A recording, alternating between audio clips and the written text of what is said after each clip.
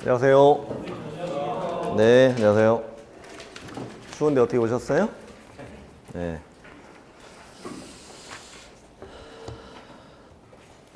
사실 뭐 우리 어릴 때는 이보다 추울 때도 많았죠. 네. 우리 어른이 돼서 좀 날씨가 덜 추워진 것 같긴 했는데, 네. 이보다 더 추울 때 우리 비닐도 타고 놀았잖아요. 네. 비닐로 안 탔어요? 비닐로 탔어요? 비료푸대가 짱이죠? 언덕이 반들반들하게 우리 탔죠? 네. 지난주 거 복습해 보겠습니다. 아침에 동영상 촬영을 했는데 1시간이 꽉 났대요. 그래서 첫 시간 거를 다시 해야 됩니다. 여러분의 협조가 필요합니다. 뭐 큰 협조는 아니고요. 자, 지난주에 했던 게 어디부터냐면 62쪽이요. 62쪽. 여기 신입생이 오셨네? 네. 언제부터 다니셨어요? 오늘부터요? 오, 그렇구나. 완전 생짜네요? 네. 오늘 굉장히 힘든 부분인데? 뭐 어떻게 되겠죠? 네. 힘냅시다. 자, 62쪽의 내용은 손해배상 책임과 보증제도였는데, 자, 개공이 무슨 행위를 하다가, 중개 행위라는 걸 하다가, 거래 당사자에게, 고의과실로 거래 당사자에게 재산상 손해 발생시켰다면, 그 손해배상 책임이 있습니다. 그리고 이러한 책임을 보장하기 위해서 보증보험 또는 공제에 가입했거나 공탁을 했었지요. 공인중개사는 1억짜리, 법인은 2억짜리, 분사무소마다 1억 이상 추가를 했었습니다. 그러면 손해를 입은 중개 의뢰인이 보증보험금, 공제금 또는 공탁금을 지급받으려면 방금 읽었던 이 30조 1항의 요건이 만족되어야 합니다. 그러려면 그 행위자는 누구이어야 합니다? 개공이어야 합니다. 아니면 동그라미 2번 소공이나 보조원이어도 됩니까? 그렇죠. 소공 보조원의 업무상 행위는 개공의 행위로 본다라고 했으니 그때도 공제금을 받을 수 있습니다. 그리고 그 개공의 행위는 꼭 무슨 행위여야 합니다? 중개 행위이어야 합니다. 중개 행위와 관련이 없다면 공제금 받을 수 없죠? 물론 고의과실로 손해가 있었다면 개공이 개인적으로 책임을 집니다만 중개 행위가 아니라면 공인중개사법을 적용할 수는 없는 것이다. 그런 거죠. 중개 행위라는 것은 두 사람 간의 매매교환 임대차 이 계약을 체결하는 과정을 말하죠. 예를 들면 근저당권 설명 안에서 손해가 발생했다거나 뭐 이런 것들. 그런데 판례는 지난주에 제가 소개해 드렸는데 거래계약 체결 이후에 거래대금을 내가 전달해 줄게 라고 개공이 받고 이걸 횡령했다. 이런 것도 중개행위로 봤어 안 봤어요? 봤죠? 그래서 중개행위는 밑에 판례가 판단 기준을 만들어줬죠. 개공이 진정으로 거래 당사자를 위해 거래를 알선 중개하려는 의사를 갖고 있었느냐라는 개공의 주관적 의사로 판단할 것이 아니고 그 개공의 행위를 객관적이고 사유 통념에 따라 거래 후 알선 중개를 위한 행위라고 인정될 수 있느냐로 판단한다 그랬죠. 그래서 그 세 번째 판례 매매계약 중개하고 계약 체결 이후에 관여해서 거래대금 일부를 횡령하는 것도 무슨 행위로 본다? 객관적 사유통념상 중개행위로 본다. 그런 것이었죠. 그리고 당사자에게 발생한 손해는 꼭 재산상 손해이어야만 보장이 되죠. 공제금 청구할 수 있다는 얘기입니다. 일단 맨 아래 30조 2항은 뭐였냐면 개공이 내 중개사무소를 다른 사람의 중개행위 장소로 제공했다. 사무소를 빌려줬죠. 빌려줬고 다른 사람이 내 사무소에서 중개행위를 했고 이걸로 인해 재산상 손해가 발생했다면 이때도 개공이 책임지라고 그리고 이때도 공제금 받을 수 있다고 그랬던 내용이죠. 그래서 이제 오른쪽 페이지 가셔서 보증범 공제 가입 또는 공탁을 했었고 공탁금은 3년 못 빼네 이런 것도 있었고 밑에 보증 설정 금액은 다 했고 그 다음에 한 거는 3번 보증 설정은 언제 합니까? 등록을 하고 업무 개시 전 시작 등록을 하고 업무 개시 전 그래도 되고 등록 후 업무 개시 전 그래도 맞아요. 그리고 그냥 업무 개시 전 그래도 맞아요. 세 개가 다 맞아요. 지금 연습할게요. 다시 등록을 하고 업무 개시 전 그래도 맞고 등록 후 업무 개시 전 그래도 맞고 그냥 업무 개시 전 그래도 맞아요. 근데 개설 등록 전에 보증을 설정 이러면 틀려요. 틀려요. 그리고 등록을 신청할 때 보증을 설정이라 그래도 안 돼요. 안 됩니다.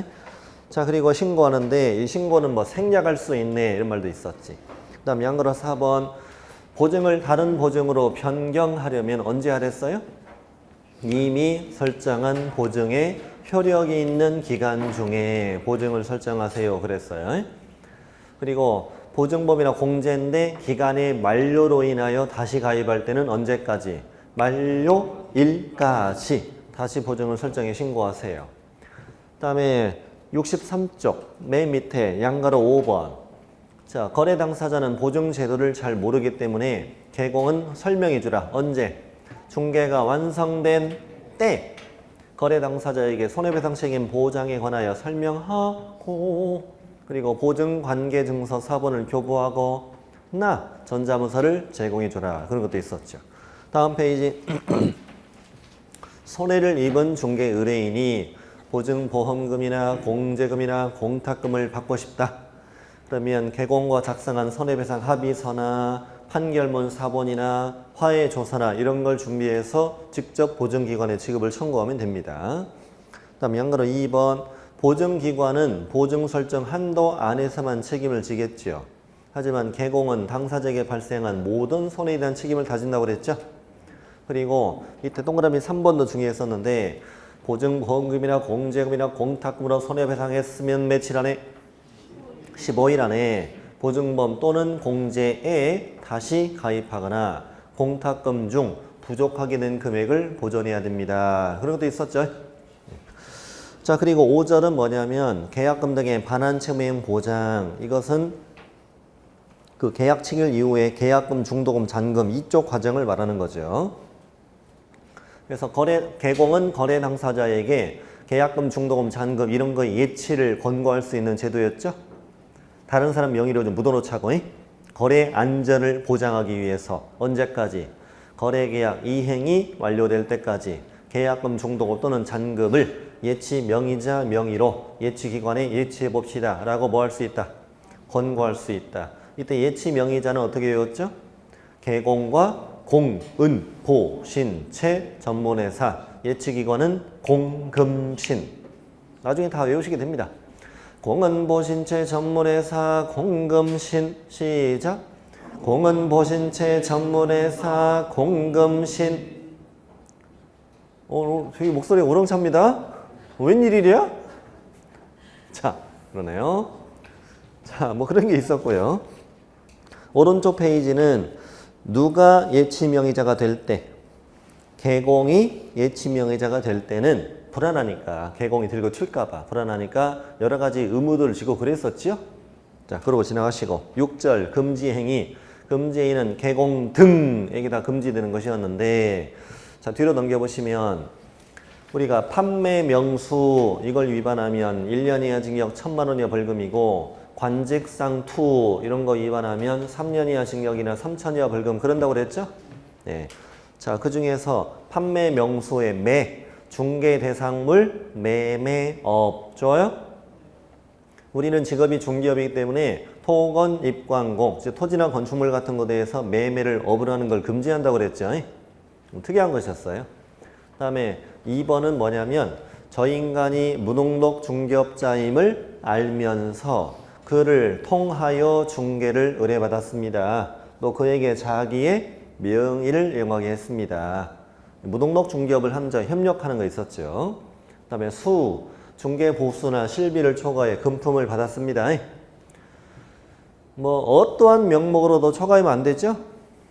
금품 다 초과하면 안 되죠. 그리고 거기 아마 동그라미 3번에서 중요하게 봤던 것 같은데, 아니 동그라미 1번에서는 뭐 했냐면은 한도를 초과해서 받기로 약정을 했다면 어떤 범위 안에서는 무효다? 초과 범위 안에서는 무효다. 한도만큼 유효죠. 예, 초과 범위는 무효고, 그리고 분양 대행 같은 건 중개업이니까 아니니까 중개보수 초과 이런 게 적용이 안 됩니다. 그랬죠.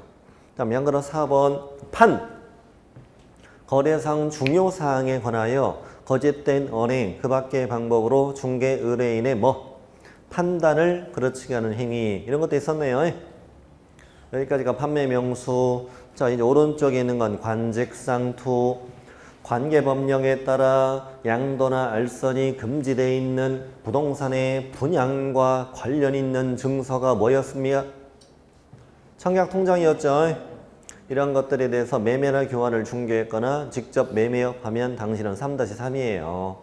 다음 6번 중개 의뢰인과 뭐 했습니다? 직접 거래. 중개 의뢰인과 직접 거래라는 것은 중개 의뢰인과 매매, 교환, 임대차 계약을 하는 걸 말하는 것이죠. 이런 걸 다 금지한다고 그랬고, 그리고 대리인과 수임인과 계약하는 것도 금지한다고 그랬죠. 하지만 직접 거래가 아닌 경우에 세 번째 디귿번, 다른 개업 공인중개사의 중개로 사고 파는 건 직접 거래이네 아니네? 아니네. 그랬던 거죠. 쌍방대리는 두 사람 모두를 대리해서 계약을 체결하는 건 금지하고 있습니다. 불공정한 거래가 되니까. 하지만 일방 대리하는 건 금지가 아닙니다. 직상, 그다음에 투. 관계법령에 따라서 탈세나 투기 등을 목적으로 등기 안 하고 부동산을 되파는 걸 도와줬다. 한마디로 미등기, 전매를 도와줬으면 투기를 도와준 거죠. 투기 조장 행위, 미등기 전매 중개. 또 하나는 전매가 제한되어 있는 부동산의 매매를 중개하는 것도 투기 조장 행위. 좋아요? 그런 다음에 68쪽 가서 드디어 복비 받았네요. 중개보수 지급 시기는 약정에 있으면 약정에 따르되 약정 없으면 언제 받죠? 거래대금 지급이 완료된 날, 잔금때라고 그랬죠. 자, 저 밑에 중개보수는 거래금액 곱하기 요율인데, 우리 요율은 주택과 주택 외로 구분했었죠? 주택은요, 국토부령의 범위 안에서 시도조리로 정한다. 기억납니까? 국토부령의 범위 안에서 각 시도조리로 따로 정하라고. 그럼 국토부령이 뭐라고 되어 있느냐면 쌍방 어떻게 각각 받고, 누구한테 받는 금액은? 일방한테 받는 금액은 매매교환은 1000분의 9, 임대차는 건 1000분의 8. 이 안에서 뭘로 정한다? 시도조리로 정한다. 이 말이죠. 그래서 1000분의 9, 1000분의 8 안에서 오른쪽 표로 만들어져 있었죠. 이걸 보고 푸는 거라고 그랬죠. 그 다음에 주택 외에는 뭘로 정한다? 국토부령으로 정한다. 국토부령이 뭐라고 되어 있냐면 오피스텔의 경우에는 85제곱미터 이하이고 부엌 있고 화장실 있고 목욕시설 다 있으면 오피스텔은 554. 그랬나요? 다시 시작. 오피스텔은 554. 그랬죠. 하지만 85제곱미터를 초과했거나 상가나 토지 같은 건 무조건 얼마 받습니다. 1000분의 9 이내에서 협의로 요율을 정했습니다. 저 밑에 거래금액은 매매는 매매가고 교환일 땐 둘 중에 거래금이 어떤 걸로 하고? 큰 걸로 하고, 그 다음에 임대차일 때는 보증금 더하기 차임 곱하기 100이라고 하되, 이렇게 산출한 금액이 얼마 미만? 5천만 원 미만이면 다시 보증금 더하기 차임 곱하기 70으로 했던 것 같죠? 네, 들어갔어요. 동일한 중개대상물에 대하여, 그리고 동일 당사자 간에 매매와 임대차가 동일한 게 이루어졌다면 뭐만 받으세요? 매매만 복비를 받으세요. 그 다음에 건축물인데 면적이, 주택의 면적이 2분의 2 이상일 때는 전체를 주택으로 하고, 주택의 면적이 2분의 1 미만일 땐 전체를 주택 외로 하라고 그랬어요. 그 다음에 3번은 중개대상물과 중개사무소의 시도가 다를 땐 어디 조례를 받으세요? 중개사무소 소재지 시도 조례를 받으라. 언제나 내 사무실에 걸려있는 메뉴판대로 뭐라고요?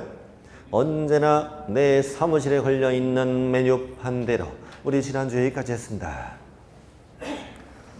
8장 협회 있죠? 이 부분은 이번에 생략합니다. 여기는 단순 암기인데 이번에 안 배워도 됩니다. 안 배워도 되고요. 그 다음에 9장의 보칙이 있죠? 여기 이번에 생략합니다. 근데 책에다 왜 넣냐고요? 다른 강사님들은 강의할 수 있기 때문에 빨리 뺄 수는 없는 것이고요. 넣습니다. 근데 저는 안 합니다. 넣어놓고도 나중에 합니다. 걱정하지 마세요. 수업 시간에 그냥 공부하다 보면 자연스럽게 외워지고 그냥 맞추는 부분입니다. 10장 가는데 오늘 78쪽에 10장을 공부하는데 제가 지난주에 예고했듯이 상당히 어려운 파트라고 암기사항이 겁나 많다고 그래서 오늘 처음 오신 분은 좀 깎아볼 수 있으나 그냥 이런 거구나 학원 분위기가 이런 걸로 알아봤으면 되겠네요. 여기도 신입생 오셨고 오늘 처음 오신 것 같아? 그렇죠? 좋아요. 저 뒤에 학생도 처음 아닌가요? 네. 아니 미안해요. 네. 두 번째? 아침에 왔어요? 원래 아침이에요? 그래서 제가 몰랐나 보네. 아침에 사람들이 많으셔가지고. 자, 그러면 이제 왼쪽에 그 감독상 명령 이건 뭐냐면 시험엔 잘 안 나오는 파트입니다. 한 13년 정도 시험에 안 나왔으니까요. 감독상 명령은 뭐냐면 우리 개업공인중개사가 중개업을 하는데 이 양반들이 법을 위반하지 않고 제대로 하고 있는지 정기적으로 와서 이제 그 단속을 한다는 거예요. 뭐 사무소에 출입해서 장부 서류 조사하고 검사하고 이런 것들을 말합니다. 이런 걸 우리는 감독상 명령이라고 해요. 가끔 온다고 그랬죠. 제가 수업 시간 처음 말씀드렸었죠. 개업한 지 석 달 됐는데 공무원이 와서 계약서 확인 설명서 다 갖고 오라고 그랬더니 뭐라고 그랬다고? 나 하나도 못 했다고 지금까지. 그랬더니 공무원이 열심히 하라고 그러고 갔다고 그렇게 와요. 그리고 사무소에 방문했는데 문 닫고 없어. 문 닫고서 쪽지 놓고 가기도 해요. 매도 며칠까지 시청으로 계약서, 확인 설명서 3년치, 5년치 다 갖고 오세요. 이렇게 명령을 내리기도 해. 명령. 오케이? 이런 걸 이제 감독상 명령, 사무소 출입 조사 이렇게 부르는 거예요. 자, 그러면 이제 그 양가로 1번에 동그라미 1번을 시작하겠습니다. 저기 첫 번째 줄하고 두 번째 줄하고요. 국토부 장관부터 포함한다까지를 묶으세요. 국토부 장관부터 두 번째 줄 앞에 있는 포함한다까지 묶으세요. 묶은 다음에 거기다가 감독관청이라고 적으세요. 감독관청. 지금 적어보겠습니다. 여러분 불러주세요. 첫 번째 누가 나왔어요? 국토부 장관 또 시도지사 또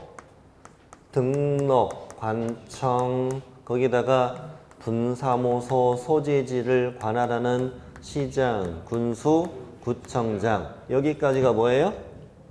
감독관청이라고요. 여러분 안 쓰셔도 괜찮아요.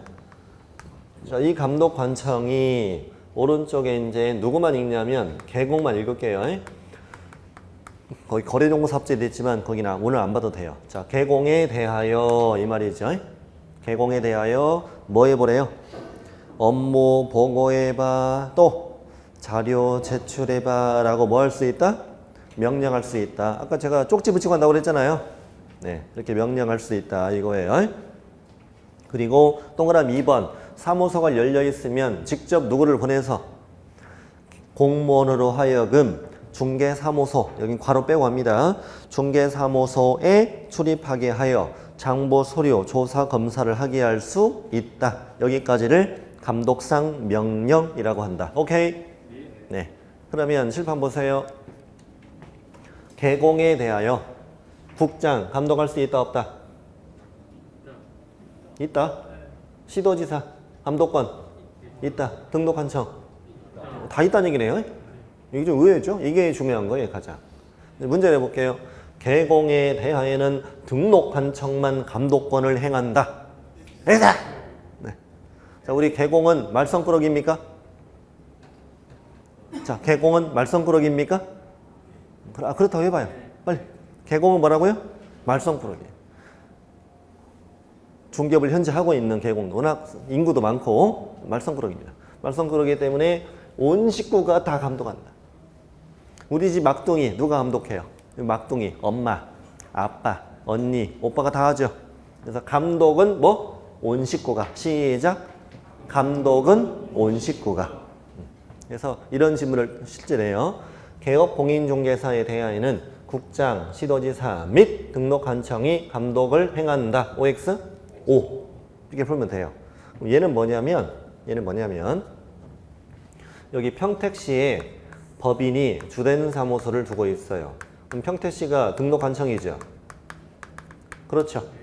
그런데 여기 강원도 강릉시에 법인이 분사무소를 두고 있다고, 저 법인이.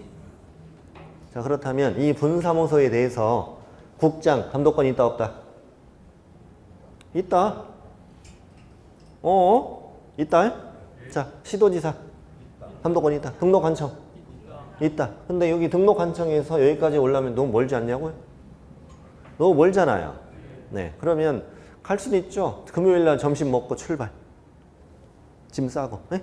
그래서 오후에 감독하고 2박 3일 이렇게 즐기고 오면 되겠네. 이것도 가능하지만 현실적으로는 누가 해야 가장 나아요? 그 분사무소가 있는 시군구청장이 감독권 하는 게 제일 낫잖아요. 그래서 이 말이에요. 분사무소에 대해서는 누구를 포함해서, 분사무소가 있는 시군구청장을 포함해서 감독권이 있습니다. 이 말이에요. 됐죠? 근데 우리 저번에 공부할 때 분사무소에 대한 설치 신고, 이전 신고, 휴업 신고, 폐업 신고는 다 여기다 있잖아요. 여기다 있는데 분사무소에 대한 감독은 분사무소 시군구청장도 감독권이 있습니다. 이 말이에요. 그리고 그게 동그라미 2번에 괄호 안에 보면은 등록을 하지 않고 중개업을 하는 자의 사무소를 뭐 한다? 포함한다. 이런 말이 적혀 있죠. 괄호 안에. 자, 그러니까 공무원으로 하여금 등록하지 않고 중개업하는 자의 사무소에도 출입하기 위해서 조사할 수 있다는 얘기잖아요. 그러면 이게 무슨 말이냐면 현재 저 사무소는 중개사무소는 아니에요. 근데 누군가의 제보를 받았어요. 무등록 중개업을 한다고. 그러면 그 사무실 그 제보를 받고 저긴 중개사무소가 아니지만 출입해서 조사할 수는 있어야 돼, 없어야 돼? 있어야 되잖아요. 그 권한을 법에다가 준 거예요. 중개사무소 아닌 곳에도 그 목적으로는 출입할 수 있는 어떤 힘을 줘야 되잖아요. 됐죠? 그러니까 무등록으로 중개업 한제 사무소에서 출입에 조사할 수 있다 없다? 있다. 이렇게 하시면 된다고요. 그 다음에 3번 출입하는 공무원은 괄호 빼고 읽어보세요. 뭐를 보여주어라? 국토교통부령이 정하는 증표를 상대방에게 내보이라고 돼 있죠. 근데 국토부령이 정하는 증표라는 건 뭘 보여주라는 얘기를 해요? 첫 번째는 공무원증을 보여주고, 두 번째는 중개사무소 조사검사 증명서, 아마 그런 서식도 있나 보죠? 그럼 여러분 저번에 공부했던 것 같은데 법에서 사용되는 모든 서식은 다 어디 있다고 그랬죠? 모든 서식은 대통령령에 있다, 국토부령에 있다. 다 국토부령에 있다고 그랬죠. 모든 서식은 다. 그러면 조사검사 증명서도 어디 있는 거예요? 국토부령에 있는 서식인 거잖아요. 그러니까 이걸 문제 낼 때 이 나쁜 놈들이 괄호 빼고 내요. 출입하는 공무원은 국토부령이 정하는 증표를 상대방에게 내보여야 한다. OX. 이렇게 내버리고 그냥. 그러면 사람들이 이게 대통령령이지 국토부령 인증이 자신이 없잖아요. 그런 걸 어떻게 푸는다? 모든 서류, 어떤 서식, 증표 이런 건 항상 어디로 정한다? 국토부령을 정한다는 느낌으로 딱 푸는 거예요. 네.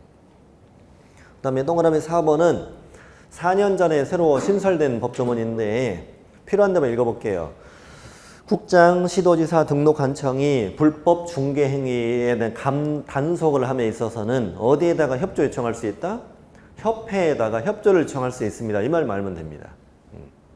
한마디로 뿌락지 심단 얘기죠. 뿌락지. 협회 관계자한테 야 가서 물어와. 그래서 혹시나 나중에 중개업 하시다가 협회 관계자가 와서 막 밥 먹자고 술 먹자고 이러면 조심해야 돼요. 말하다 헛소리하면 다음날 잡혀갈 수 있어요. 농담이죠. 어쨌든 협회에다가 뭐 할 수 있다고요? 협조를 요청할 수 있습니다. 다음 감독의 목적이라고 돼 있는데 그거 뭐 외울 필요 없고요. 그냥 이거만 지나가시면 돼요. 자, 이 감독의 목적이 법에 딱 정해진 이유는 옛날에 법을 이걸 만들 때 처음에 그 정부에서 뭐라고 그 이유를 밝혔냐면 여기 정해진 사유가 아니면 사무소에 출입해서 조사하면 된다 안 된다? 안 된다. 이렇게 딱 정해준 거예요. 왜냐하면 요즘이야 거의 그런 일이 없지만 예전에는 막 그 공무원들 비리 있고 막 그러잖아요. 그러니까 괜히 가서 시비 거는 거지. 에? 난 12시 가서 뭐라 그래요? 아, 허기죠. 이럴 수도 있잖아요. 그럴지 모르잖아. 요즘엔 거의 그럴 수 없지만. 전 7시에 가서 뭐래요? 전 7시에 가서. 갈증나. 이럴 수도 있잖아. 아니, 분위기 왜 이래 오늘? 그럴 수 있잖아요. 그렇기 때문에 이 사유가 아니면 가면 된다 안 된다? 안 된다. 이게 딱 정해진 거예요 이게. 네. 첫 번째는 부동산 투기 등 거래 동향 파악을 위해서 처리 조사할 수 있다고요. 그리고 동그라미 2번 이 법 위법 행위 확인 이런 걸로 제일 많이 와요. 예를 들면 어떤 제도가 이번에 새로 신설되었거나 개정이 된 거예요. 그러면 그대로 현재 법을 잘 지키고 있는지를 확인하기 위해서 시행 얼마 이후에 단속을 한 번씩 해요. 이렇게 이 법 위법 행위 확인. 그리고 개공에 대해서 등록 취소나 업무 정지, 또 공인중개사에 대해서 자격 취소, 자격 정지 이런 건 뭐냐면 위반 사유가 적발된 거죠. 어떤 사람의 신고나 고발을 위해서 토를 통해서 이게 적발된 거예요. 적발돼서 행정처분하기 위해서는 출입을 조사할 수도 있는 거잖아요. 이런 걸 말합니다. 그다음에 한 가로 3번 위반 시 제재. 이제 여기가 제일 중요한데 한번 읽어볼게요. 보고, 자료 제출, 조사 또는 검사를 거부방해 기피하거나 그 밖의 명령을 이행하지 않거나 거짓으로 보고 또는 자료 제출을 했다 라고 길게 써 있는데 이걸 다 간단하게 한마디로 얘기하면 뭘까요? 개긴 거예요. 뭐 했다고요?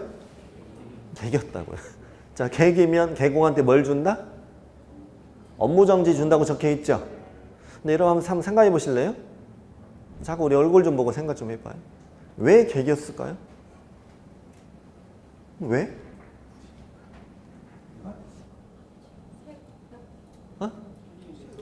찔리는 게 있으니까 개기는 거지. 찔리는 게 있으니까. 뭐 센 거 걸릴까 봐. 그렇죠? 예를 들어 공무원이 사무실에 왔단 말이야. 그래서 계약서 5년치, 확인설명서 3년치 다 갖고 와.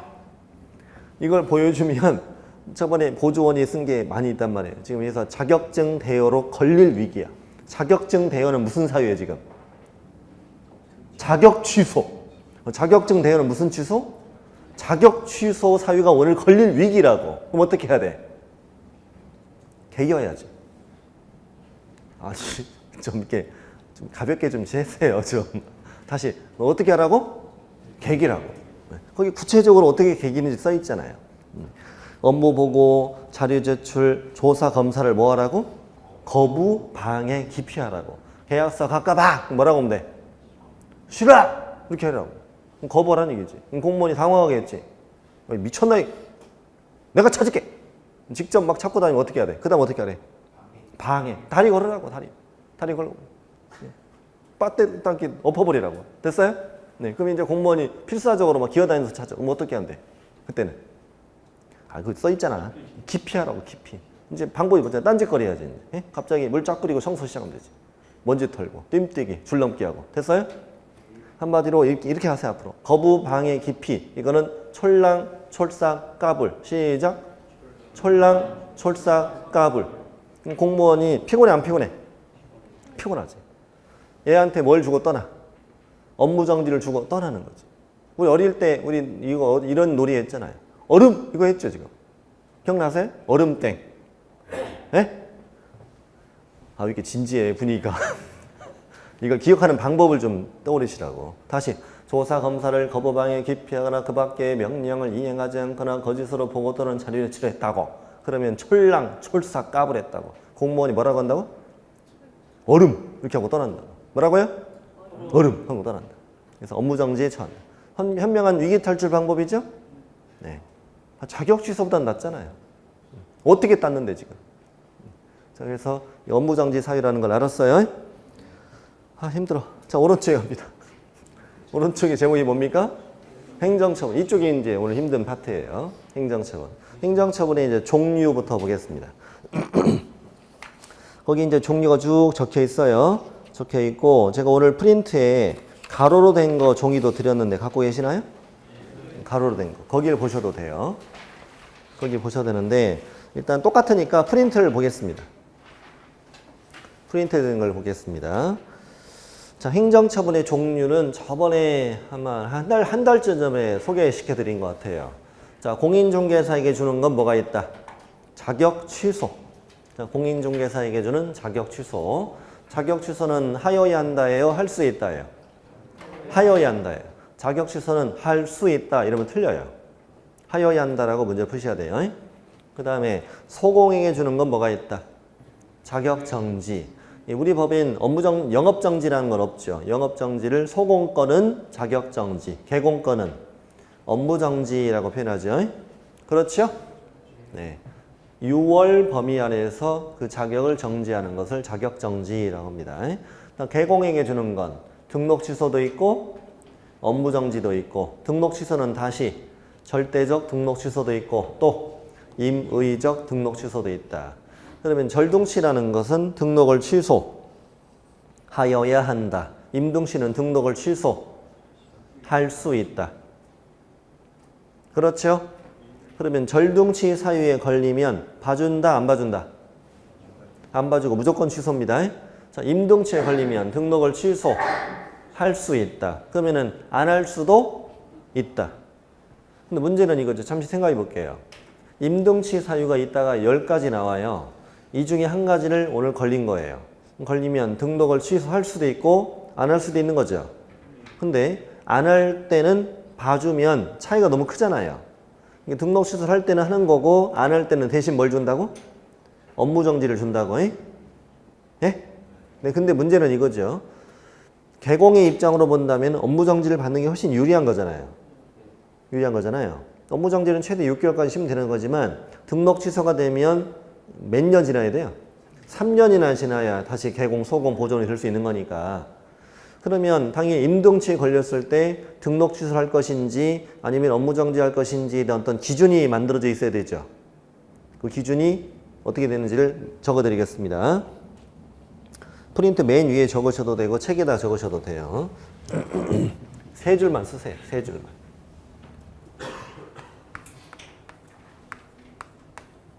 자, 임의적 등록 취소의 처분 기준.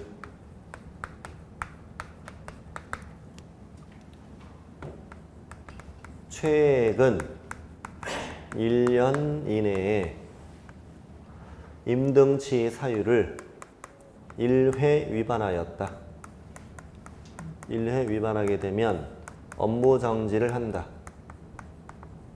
그것도 6개월을 풀로.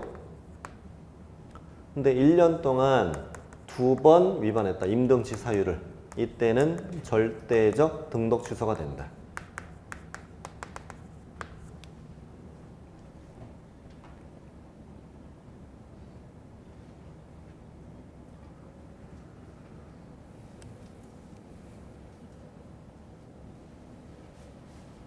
다 적으셨나요? 예를 들어볼게요. 여러분 지금 프린트 보고 계시죠?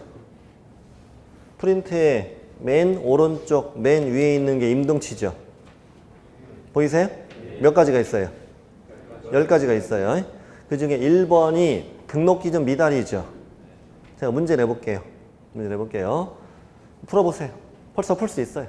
자, 등록 기준에 미달한 경우 등록관청은 등록을 반드시 취소해야 한다. OX. X. 등록을 취소할 수 있다로 해야 돼. 좋아요? 자, 계속 풀어보세요. 등록 기준 미달 사유를 최근 1년 이내에 1회 위반한 자는 업무정지 처분할 수 있다. 오, 이렇게 푸는 거라고요. 업무정지를 풀 때는 이 말을 꼭 써준다고. 그러니까 지금 임등치 사유를 이번에 오늘 위반한 게 걸렸는데 이자가 오늘 처음 위반했다는 거예요. 그때는 몇 달 쉬라고요? 6개월 쉬라고요. 그럼 6개월 쉬었어요. 그럼 이제 나머지 6개월 동안 저 10가지 중에 하나를 또 위반했다. 그때 뭐가 된다? 그때는 등록 취소가 된다는 얘기라고요. 그래서 푸는 방법이 그거예요. 다시 3개의 문장만 연습하면 돼요. 등록 기준 미달한 경우 반드시 등록을 취소해야 한다. X. 등록을 취소할 수 있다. O. 최근 1년 이내 1회 위반한 경우 업무정지 처분할 수 있다. O. 이렇게 풀면 돼요. 좋아요? 네. 이게 임등치다. 네. 자, 그러면 업무정지에 걸리면 뭘 주는 거예요? 업무정지만 주는 거죠. 그렇죠? 네. 근데 이제 자격정지와 업무정지를 바꿔치기 하면 안 된다고요. 개공한테는 뭘 주고? 업무정지. 소공한테는 자격정지. 똑같은 정지인데 바꿔치기 하면 안 된다고. 그 다음에 저번에 우리 부동산 거래 정보만 공부할 때 거래 정보 사업자에게 주는 건 지정 취소하는 게 있었죠. 지정 취소. 자, 종류 알았고. 박스 보세요. 그 밑에 박스. 프린트를 보세요. 자, 자격 취소와 자격 정지는 누가 때린다? 자격증이니까 누가 때려야 돼? 시도지사가 때리는데 이따가 구체적으로 자격증을 교부한 시도지사라고 배워요. 자, 등록 취소 업무 정지는 누가 때린다? 등록관청이. 아까 우리 개공에 대해서는 감독은 온 식구가 있죠. 감독은 온 식구가 하는데 때릴 땐 엄마만 때리는 거예요. 아빠가 또 때리면 안 되는 거죠. 한 번 잘못한 걸로. 다시 감독은 뭐? 온 식구가. 때릴 땐 누구만? 엄마만. 거래정보 사업자는 지정 취소 누가 때리고? 국장. 우리 다 이 관계는 다 알잖아요, 우리가. 네. 그래서 자격증은 시도지사, 개공권은 등록관청, 거래정보 사업자는 국장 이렇게 연결된 거죠. 자, 그리고 우리 법의 주인공, 공인중개사인 개공. 이자가 받을 수 있는 행정처벌을 다 골랐더니 제일 센 건 자격 취소, 그 다음에 절등치, 그리고 임등치, 그리고 업무정지. 얘는 참 받을 것도 많기도 해요. 그리고 소공에게 줄 거는 자격 취소도 있고 자격 정지도 있고, 이걸 통해서 우리가 뭘 알 수 있냐면 등록 취소랑 업무 정지는 누구한테만? 개공에게만. 자격 정지는 누구에게만? 소공에게만 주는 거지만 자격 취소는 모든 공인중개사에게 다 줄 수 있는 거다는 거죠. 그렇죠? 네. 자, 됐고. 그다음 밑에 표를 보십시오. 청문, 보고 반납, 그다음에 아니요. 보고 통지, 그다음에 반납, 그리고 사유서 4칸이 있죠. 4칸. 그러니까 오늘 배울 걸 지금 한꺼번에 정리해 놓은 건데, 자, 청문, 보고 반납, 사유서. 시작. 청문, 보고 반납, 사유서. 이렇게 기억하시면 돼요. 다시요. 아예 음정 박자 맞춰야 돼. 청문, 보고 반납, 사유서. 시작. 청문, 보고 반납, 사유서. 자격 취소는 이 4가지가 다 있죠. 4가지 다 있기 때문에 자격 취소가 제일 센 거니까 풀옵션 이렇게 하세요. 다시 자격 취소가 제일 세니까 뭐? 풀옵션. 청문, 보고 반납, 사유서. 그 다음에 등록 취소는 뭐가 있어요? 청문하고 반납 2가지가 있죠. 지정 취소는 청문 1가지가 있죠. 좋아요. 그리고 정지라고 되어 있는 건 이게 다 아니에요. 다 없어요. 다 없는데 여러분 여백은 X인데 시험이 안 나와요. 여백은 X인데 시험이 안 나와요. 그러니 그 X라고 되어 있는 쪽이 주로 틀리게 나오는 부분들이고, 정지는 이 4가지가 다 없는 거예요. 자, 그러면 세로 줄로 보겠습니다. 청문은 어디에만 있어요? 취소에만 청문이 있죠. 제가 문장을 만들 테니까 듣고 따라서 하세요. 시도지사는 자격을 취소하고자 할 때는 청문을 실시하여야 한다. 시작. 시도지사는 자격을 취소하고자 할 때는 청문을 실시하여야 한다. 이렇게 푸는 거예요. 자, 문제 내볼게요. 시도지사는 자격을 정지하고자 할 때는 청문을 실시하여야 한다. X. 자격 정지가 아니라 자격 취소. 또 계속 따라서 하세요. 등록관청은 등록을 취소하고자 할 때는 청문을 실시하여야 한다. 시작. 등록관청은 등록을 취소하고자 할 때는 청문을 실시하여야 한다. 자, 문제. 등록관청은 업무를 정지하고자 할 때는 청문을 실시하여야 한다. X. 또 국장은 지정을 취소하고자 할 때는 청문을 실시하여야 한다. O. 자, 이제 보고 통지하겠습니다. 여러분 이걸 읽기 전에 잠시 생각할 게 있는데, 여러분 자격 취소가 되면 몇 년 동안 시험을 못 봐요? 3년 동안 시험 못 보죠? 그리고 또 하나 질문할 게 있어요. 우리 공인중개사 시험은 원칙적 시험시행 기관장이 누구예요? 시도지사. 예외적 시험생 기관장은 국장이죠. 그러면 자, 제가 예를 들어 볼게요. 경기도지사, 시도지사죠. 경기도지사가 이번에 자격 취소했어요. 그럼 이 사람 3년 동안 시험 못 보게 해야 되죠. 그러려면 국장한테도 알려주고 다른 시도지사한테 다 알려줘야 되잖아요. 근데 국장은 윗사람이니까 그 사람한테는 뭐하고 보고하고 다른 시도지사에게는 통지하라는 이게. 그러니까 뭐 했을 때 자격 취소했을 때만 이거 하면 되는 거잖아요. 그럼 자격 정지는 이런 거 할 필요 있어 없어요? 없지. 아니 시도지사가 자격 정지인데 국장한테 보고해봐. 국장이 뭐라고 했어요? 야 어쩌라고요? 그러겠지. 안 그래요? 그러겠죠. 보고할 필요 없는 거죠. 자격 취소일 때만. 근데 자격 취소를 자격 정지라고 살짝 바꿔서 낸단 말이에야 조심해야 하는 부분이에요. 그 다음에 반납. 자격 취소되면 며칠 안에? 7일 안에 자격증 반납하라고. 그러면은 자격 정지 반납하고 안 하고? 안 하는 거지. 아니 자격 정지하고 반납하면 나중에 또 찾아가야 되잖아요. 또 찾아가려면 얼마나 쪽팔려요. 반납 안 해요? 네. 등록 취소 며칠 안에? 7일 안에 등록증 반납하라고. 업무정지 반납하고 안 하고? 안 하고. 그런 거 갖고 오면 공무원이 뭐라고 그래요? 뭐라고 합니다. 너 이런 것도 모르냐? 업무정지는 반납 아니야. 자, 지정 취소됐을 때 지정서 반납 이런 제도가 있다 없다? 그런 거 없다. 자, 그러면 사유서는 뭐냐면 자, 잠깐만 저를 보세요. 자격증을 대여했어. 무슨 사유? 자격 취소. 다시 자격증 대여는 당연 자격 취소 아니에요? 자격증 대여해서 자격 취소. 그럼 나는 7일 안에 반납해야죠. 근데 내가 빌려줬는데 저 인간이 불살라 버렸네. 낼 수가 있나 없나? 없네. 못 내면 과태료가 부과돼요. 억울하잖아요. 이때는 뭘 써내라? 사유서를 써내면 봐준다는 얘기예요. 그러면 밑에 등록 취소돼도 등록증 반납해야죠. 네? 근데 거기에는 사유서가 있어 없어요? 이 법을 만들다 말았어요. 그래서 헷갈려 이게 나중에. 그래서 자격 취소가 풀옵션 이렇게 안 헷갈려요. 아니 거기는 사유서가 있는데 여기는 없는 게 상식적으로 말이 안 되잖아요. 없는 걸 어떻게 해? 네. 예를 들어 등록 취소가 됐어요. 등록증을 반납하는데 분실등의 사유가 있어서 사유서를 제출해야 된다. 그럼 틀리는 거야. 거기는. 네. 없는 걸 어떻게 해? 자, 해결하셨나요? 이제 모든 준비가 다 되셨네요.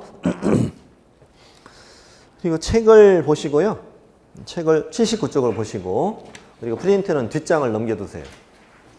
왜냐하면 앞장에는 지금 다 암기법을 넣어드렸죠. 암기법 넣어드렸잖아요. 이건 다 공부하고 나서 이렇게 스스로 외우시면 되는 거고 그리고 이제 프린트 뒷장을 넘겨놓고 책은 79쪽을 보세요. 거기 지정 취소부터 시작하겠습니다. 지정 취소부터 시작합니다. 자, 지정 취소는 누가 때려요? 국토부 장관이 거래정보 사업자에게 그 지정을 할 수 있다 하여야 한다. 할 수 있다. 그 하여야 한다 맥스에 되게 잘 나와요. 조심해야 돼. 다시 지정은 할 수 있다예요. 하여야 한다 아니고. 저번에 우리 거래정보 사업자 공부했으니까 그냥 기억을 좀만 떠올릴게요. 오늘 이렇게 중요한 건 아니에요. 이거는. 자, 지정 취소는 이렇게 외우자. 차, 해, 일 이렇게 외우자고요. 자, 거운, 차, 해, 일 시작. 거운, 차, 해, 일 이렇게 앞글자 외우고 자, 거가 뭐예요? 거. 거지 그 밖에 부정한 방법으로 지정을 받았다. 책의 순서 똑같아요. 내가 순서 똑같이 맞춰놨어요 지금. 자, 거는 거짓 부정하게 지정받았다는 거죠. 지정을 취소하여야 한다고 할 수 있다고. 할 수 있다고. 자, 우는 운영규정에 승인받지 않거나 운영규정에 변경 승인을 받지 않거나 운영규정에 위반했다. 이렇게 낼 때 이제 셋 중에 하나만 냅니다. 셋 중에 하나만 내더라도 어차피 운영규정이라는 단어를 꼭 주겠죠. 그럼 이제 지정 취소할 수 있다. 그 다음에 차 시작. 그렇게 발음해가지고 되겠습니까? 자, 는 이렇게 합니다. 자, 차 시작.